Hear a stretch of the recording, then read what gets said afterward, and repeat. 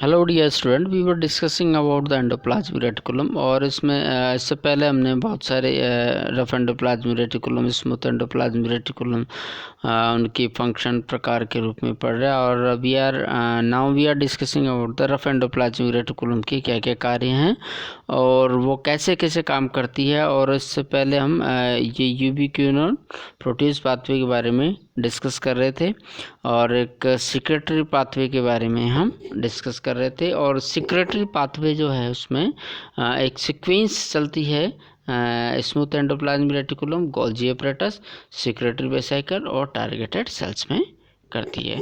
ये bye directional होता है, जो क्या कहते हैं कि इसमें प्रोटीन उस कोशिका में आ भी सकते हैं और उस कोशिका से बाहर भी जा सकते हैं।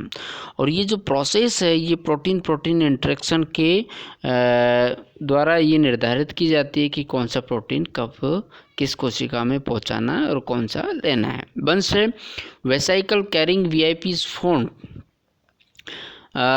देखिएगा इसमें जैसे रफ एंडोप्लाज्मिक रेटिकुलम में पॉलीपेप्टाइड चेन्स का फॉर्मेशन होता है और उसी में चैपरोन्स मॉलिक्यूल्स होते हैं जिसको हम इम्यूनोग्लोबुलिन प्रोटीन या बीआईपी के नाम से जानते हैं। उसमें उसकी क्या होती है, कोटिंग हो जाती है। Coat of COP second protein cover the vesicle के चारों तरफ उस प्रोटीन की कोटिंग हो जाती है। Then it guide it toward the Golgi bodies. उसके बाद में वो कहाँ जाएगा प्रोसेस होने के लिए, एंडोप्लाज्मिक रेटिकुलम से गोल्जी बॉडीज की तरफ। एक ग्रुप प्रोटीन कॉल्ड एसएनआरपी जिसे बोलते हैं, then mediate the decoding process. Okay, तो एंडोप्लाज्मिक रेटिकुलम में प्रोटीन बनता है, उसके बाद में उसकी कोटिंग होती है। कोटिंग होने के बाद में उसकी वो गोल्जी बॉडीज़ के पास जाता है। गोल्जी बॉडीज़ के पास जाने से पहले उसमें वापस डिकोटिंग होती है। डिकोटिंग का मतलब जो कोप थर्ड जो बना प्रोटीन जिसको कवर करते हैं उस वेसिकल को जिसके अंदर प्रोटीन है उसको फिर वापस वो डिकोटिंग होती है। वो जो कोट लगा है उसको डिग्रेड किया जाता है, जिसमें जीटीपी का उपयोग होता है, जिसको जीटीपी हाइड्रोलाइसिस के नाम से जानते हैं। तो the decoating process must occur in order for Golgi operators to recognize vesicle membrane. जो वेसिकल वहाँ पर जा रही है वो चूँकि वो वेसिकल्स क्या है, vesicle itself made up of membrane.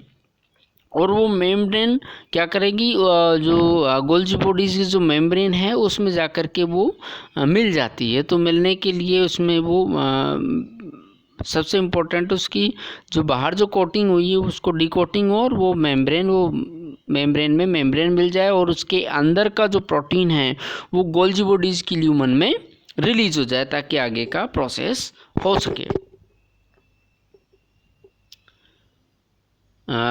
ये सिक्रेटरी पाथवे की कुछ सेल्स हैं जिसमें किस तरह से एक सिक्रेटरी पाथवे काम किया जाता है। तो इसमें अगर आप देखेंगे इसमें तो स्टार्टिंग में ये पैनक्रेटिक सेल्स की अलग अलग सेल्स को लिया गया है, अलग अलग टाइम यहाँ पर दर्शाया गया है। पहले कोशिकाओं को रेडियो लेबल्ड कर दिया जाता है जो भी मॉलिक्यूल्स इसमें रहता है ताकि हमें पता रहे वो मॉलिक्यूल्स कहाँ हैं। तो अगर 3 मिनट पहले अगर हम देखेंगे तो इसमें जैसे ये रेड जो दिखाई दे रहा है ये रफ एंडोप्लाज्मिक रेटिकुलम के बाहर है। देन उसके बाद में ये ऐसा यहाँ पर रफ एंडोप्लाज्मिक रेटिकुलम में 7 मिनट के बाद में ये मॉलिक्यूल्स जिसको हमने क्या कर दिया,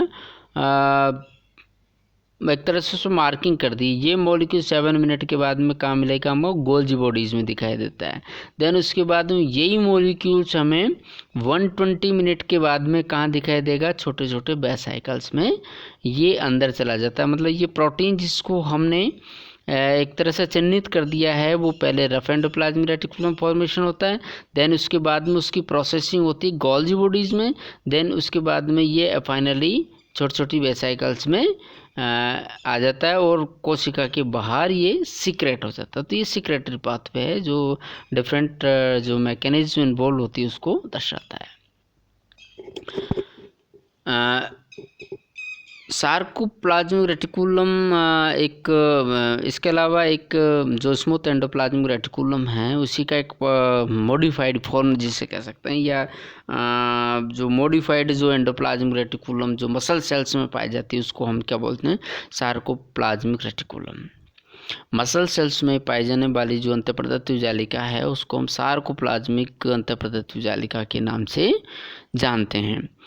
तो ये जो स्मूथ एंडोप्लाज्मिक रेटिकुलम से इसमें जो फ़र्क ये होता है कि the only structural difference between this organelles and smooth endoplasmic reticulum is mainly of the protein. जो प्रोटीन पाए जाते हैं वो अलग होते हैं, both bound to their membrane and drifting confined of their lumen।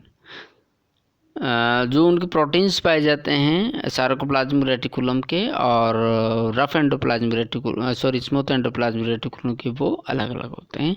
और इसके अलावा the endoplasmic reticulum synthesize molecule while जो sarcoplasmic reticulum store and pump calcium ions. ये अलग एक दूसरा डिफरेंस है एंडोप्लाज्मिक रेटिकुलम और सार्कोप्लाज्मिक रेटिकुलम के बीच में कि एंडोप्लाज्मिक रेटिकुलम अंतःप्रदत्त जालिका में मॉलिक्यूल्स का फॉर्मेशन होता है, सिंथेसिस होता है, जबकि जो सार्कोप्लाज्मिक रेटिकुलम है जो मसल सेल्स में पाई जाती है वो उनका मेन काम जो कैल्शियम आयन उसको स्टोर करना और उसको पंपिंग करना। लार्ज अमाउंट कैल्शियम का ये स्टोर करती है और जैसे स्टिमुलेट होती है मसल सेल्स तो जैसे ये रिलीज़ करती है कैल्शियम आयन तो कोशिका की जो मसल सेल्स है वो एक्साइट हो जाती है या जो वर्किंग फॉर्मेशन में आ जाती है। तो ये एक्साइटेशन और कॉन्ट्रैक्शन जो होता है मसल्स का उसमें ये बहुत ही इम्पोर्टेंट रोल अदा करती है। ये डायग्राम है, यहाँ पे देखो, इसमें ये सार्कोप्लाज्मिक रेटिकुलम ये यहाँ पे सबसे पहले जो आपको देखना है ये मसल सेल्स है और इस मसल सेल्स में ये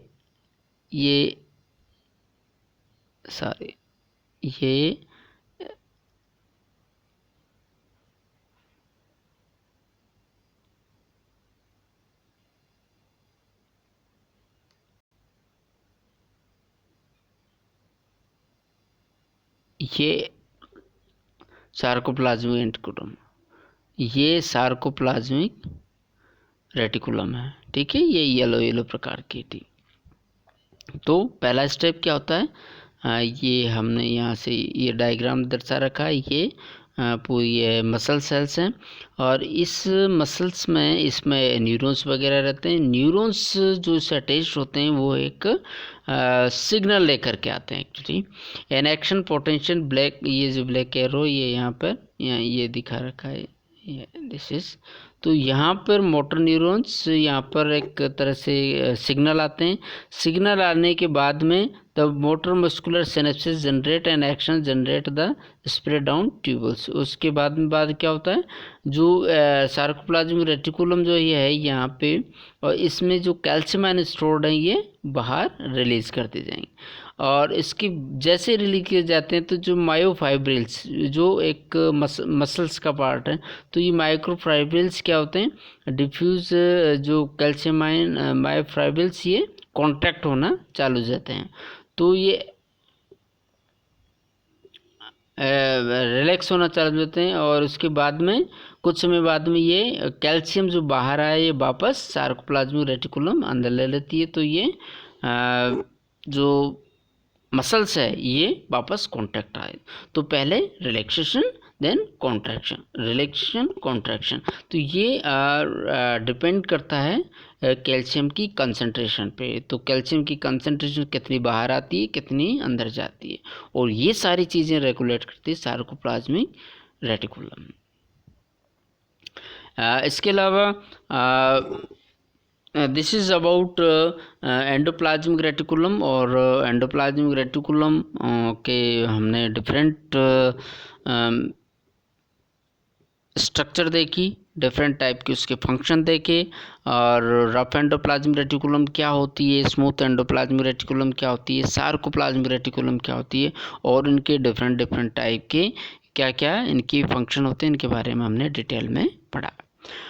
उसकी डिस्कवरी के बारे में पढ़ा, और होप आपको इसमें बहुत चीज़ समझ में आ गई होगी। इसके अलावा कुछ डिजीज़ भी होती है जो कि एंडोप्लाज्मिक रेटिकुलम से एसोसिएटेड होती है। अगर एंडोप्लाज्मिक रेटिकुलम में जो बहुत क्लियरली वेल नोन डिजीज़ है, वैसे तो बहुत सारी ऐसे डिजीज़ हैं जो एंडोप्लाज्मिक रेटिकुलम अगर मिसफंक्शनिंग करती है तो वो डिजीज़ हमें हो जाती है, लेकिन बहुत ही वेल नोन डिजीज़ है, जैसे एल्जीमर्स हैं, पार्किंसन है, बाइपोलर डिसऑर्डर है, डायबिटीज़ है, इन्फ्लेमेशन है, ये सारी की सारी disease associated with endoplasmic reticulum में होती है। तो हम ये कह सकते हैं अंतःप्रदित्व जालिका या एंडोप्लाज्मिक रेटिकुलम बहुत ही इम्पोर्टेंट सेल ऑर्गेनेल्स हैं, और ये डिफरेंट टाइप के जो सेल ऑर्गेनेल्स उसके बीच में मीडिएशन का काम करते हैं, इसके मीडिएटर का काम करते हैं।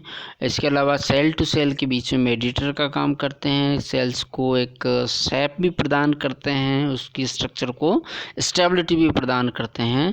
तो बहुत सारे फंक्शन हैं एंडोप्लाज्मिक रेटिकुलम के, उसके बिना कोशिका का अस्तित्व या कोशिका का प्रॉपर फंक्शन करना संभव नहीं है।